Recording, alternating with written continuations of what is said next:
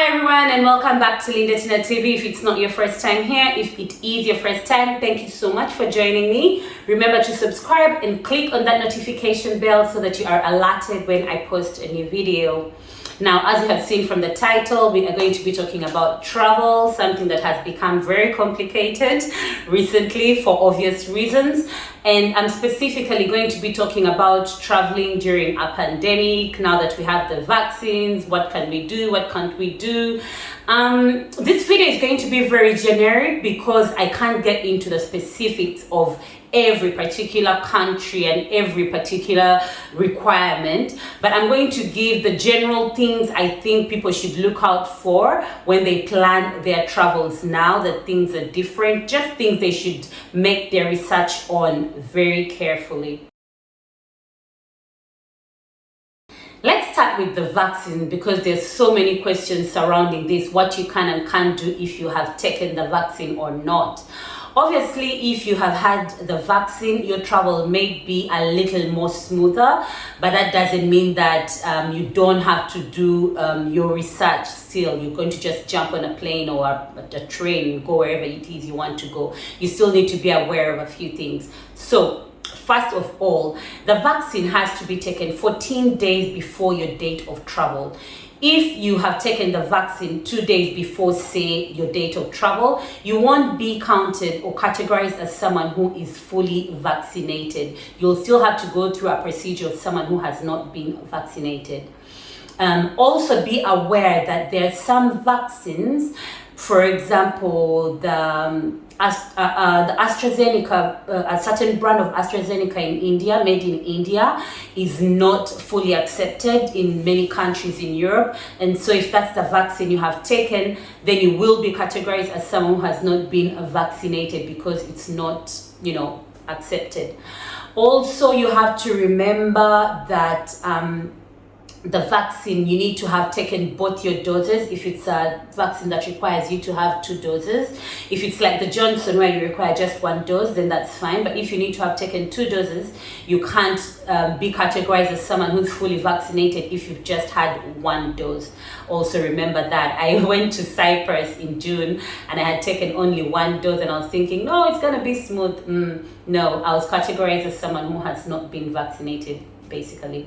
Still on the vaccine, just because you have had the vaccine does not mean that you won't have to take the test at all. You will have to take the test in most countries right now, even if you are vaccinated. So you'll have to do it before and sometimes also when you land in the country, depending on which country you're going to. So do your research.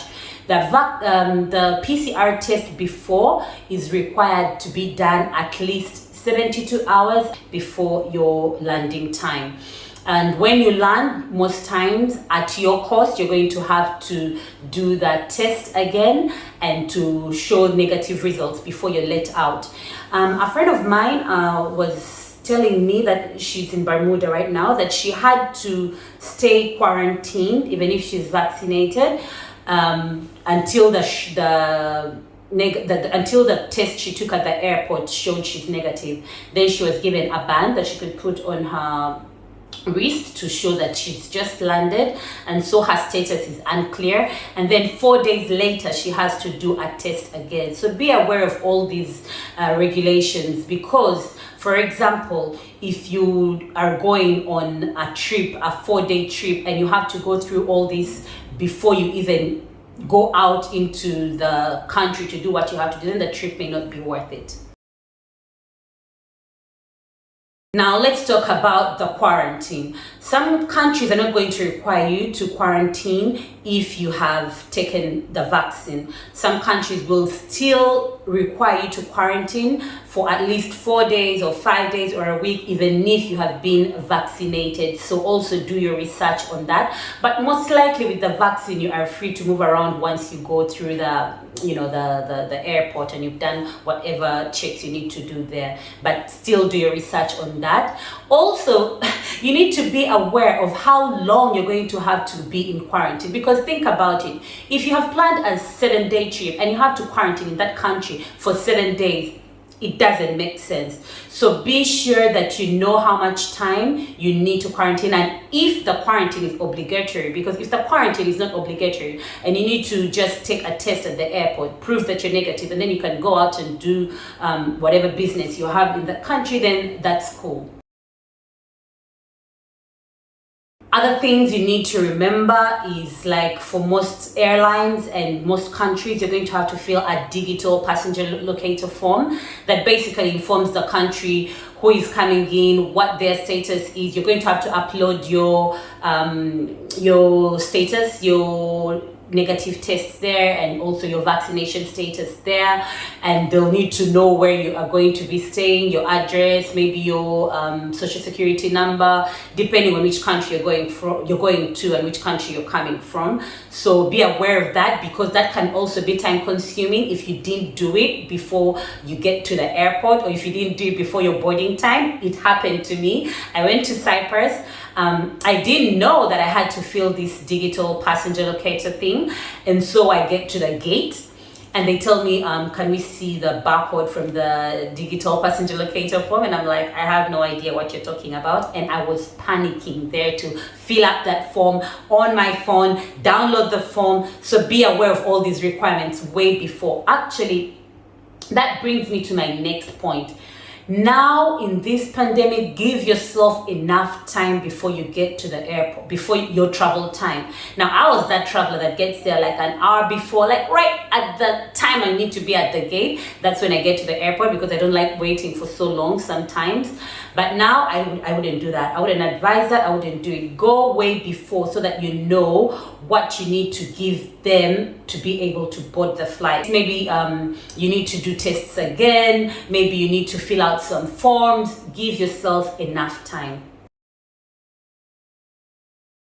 Also, if you've recovered from the virus, you're going to be categorized differently. Obviously, you need to have documentation to show that you had the virus at least 6 months, within 6 months of the time you're planning to travel, because then you are sort of protected and you will go through a different procedure. You're kind of like someone who has been vaccinated. The other thing you may want to be aware about is health insurance. A certain amount of health insurance in some countries is being requested in case you fall sick. For example, in Thailand, I had it's like $10,000 coverage that you need to have. You don't need to have this money, you need to have this coverage, health insurance. So do your research on that as well. Now, you have probably heard about the green pass, the vaccination card, that proof of vaccination. It's called different things in different countries. Here in Italy, it's digital. It's called the green pass, and you need this pass to enter closed spaces. For example, if you're going for a ceremony, a wedding in a hall that is closed, you'll need this green pass, or you'll need to have had a negative test 24 hours before you enter the place. I'm talking about restaurants as well. This is something you need to keep in mind if you're coming from another country that doesn't have these requirements. You may be coming into a country for a wedding and you're not able to attend that wedding because you don't have the pass. Now, if you've had your vaccination in an European country, this digital pass is going to work for all EU countries. If you didn't have your vaccination here, like I have friends from the US who have had trouble, because then you have to transfer your vaccination from whatever country you did it to the vaccination pass here to be able to access these places that I've mentioned, closed spaces, if they don't have an outdoor setting. I don't know if that's clear. For example, the CDC vaccination card from the US, you can transfer it to the EU pass. You need to do that at the healthcare centers here in Italy or in the other parts of Europe. I guess it's the same thing, so that it can be approved and then you can use it. I've had friends have trouble with this where it hasn't been approved because, I don't know, there's problems with the system or whatever. So that can be something that could hinder you from enjoying your stay if you're traveling to a country and you have a different type of vaccination that is not approved in that country, or a different proof of vaccination. It's getting really complicated, guys. So I've tried to mention a few things that come to mind when it comes to the new travel regulations. What else can I mention? If you have any questions, just leave them down in the comment section. Please, this is a disclaimer. These things are changing every day, and I mean that literally. Here in Italy, the regulations keep changing every single week, every single day. So don't take my word for word in this video. I'm just highlighting things you might want to research about before you plan that travel.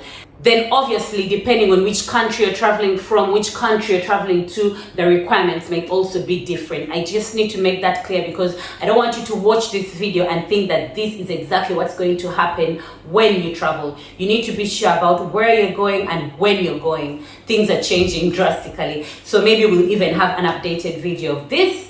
Other than that, I think I'll end this video here. I really hope it was helpful, and see you in my next one. If there are any new regulations that you guys know about that I haven't mentioned, feel free to leave them down in the comment section. And happy travels, safe travels.